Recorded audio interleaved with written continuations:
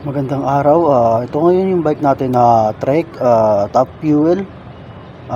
Unbox natin ngayon yung Top Fuel 5. Naka-Jory na po yan. Yan po, napakaganda po. Balot pa po. Trek po yan. Full suspension. Napakaganda po sa trail. Pwede rin pang enduro. Laban na rin yan sa mga jumps.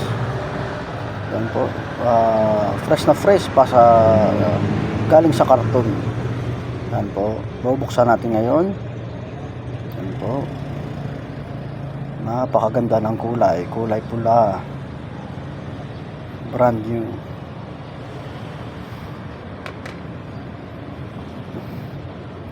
Napakaganda po niyan, Top Fuel. Yan po yung rear shocks nya nakasama sa belt bike, naka 1x po. Napakaganda po, halutik na rin po yung crank nya. Yan po, naka-Jory po yung rear driller. Yan po yung cogs nya, 12 speed. Tatanggalin natin yung mga balot. Napakagandang bike po. Kita nyo naman yung kadena, malinis na malinis. Yan po, bubuksan natin ngayon yung tinidor nya. Naka-recon po yan. Napakaganda po. Rock shocks po. Rock shocks na kulay itim. Yan po.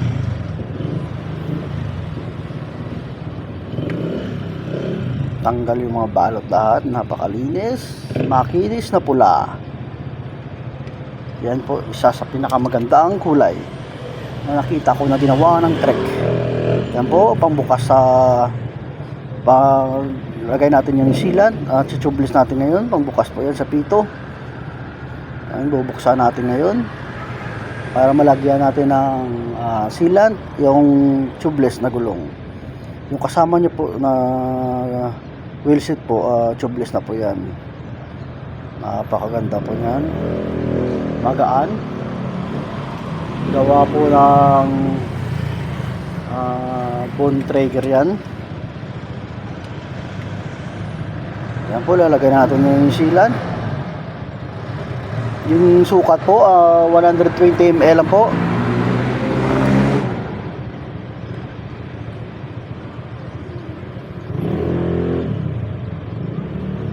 Yan na po, lalagyan natin ngayon ng gulong sa unahan.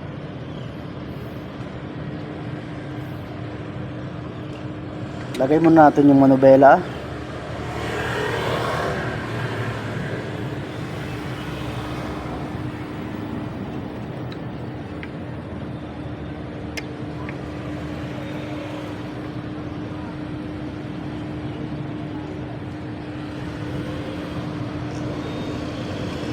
Napakaganda po ng setup niyan. Yung size pala ng frame na Trek na to na Top Fuel ay medium.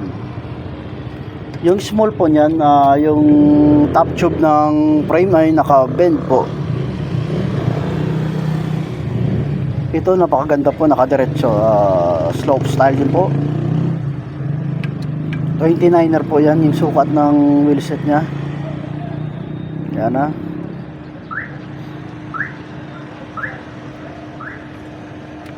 Maganda po to sa trail kasi alloy po yung frame nya.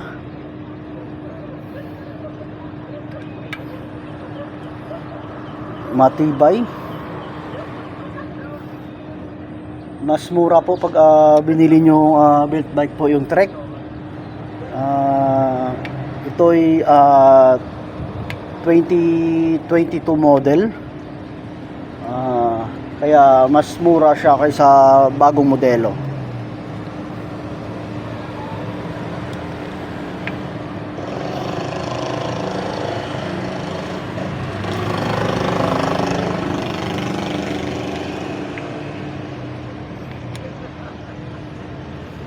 Kinakabit na po natin yung manubela.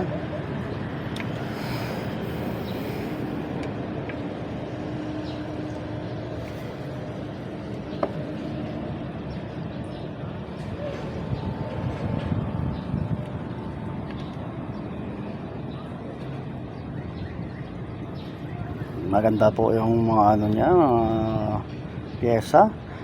Yung tornilyo bago natin ipasok ito system, nilalagyan po natin ng grasa. Ano po. Ano, nalagay na po natin. Set up natin ngayon. Yan na, yung gulong sa unahan. Yan po, na-set up na natin yan sa tubeless. Lagyan na natin ng sealant. Iigpitan natin ngayon. Pro axle po yung tinidor. Pro axle. Yan po, magigpit tayo. Tamang-tama lang yung tigas. Yan po, na-set up na natin. Mamaya, ilagay natin yung dropper post. Yan po. Napakaganda po. Yan po, yung bagong bike na assemble natin. Kakabukas na po sa karton. Trek. Napakaganda po. Kulay pula. Yan po. Trek Top Fuel. Napakaganda po ito. Pang trail. So, natin ang Alpha. Alam nyo yun.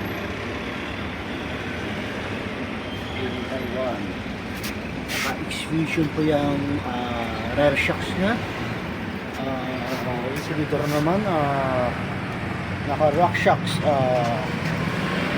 Recon.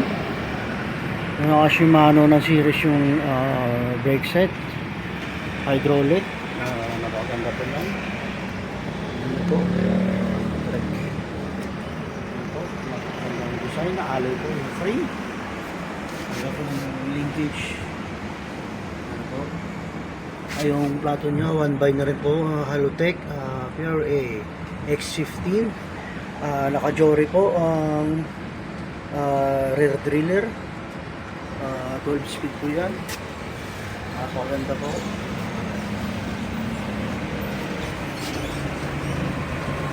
Yung kasamang gulong, napaganda rin. Tubeless na po yan. Tubeless po natin kanina yan. Ayan po, napakaganda. Kulay pula. Maganda na rin yung stem na kasama. Bone trigger. Pati yung handlebar. Ayan po. Trek Top Fuel. Napakagandang bike po. Pang trail.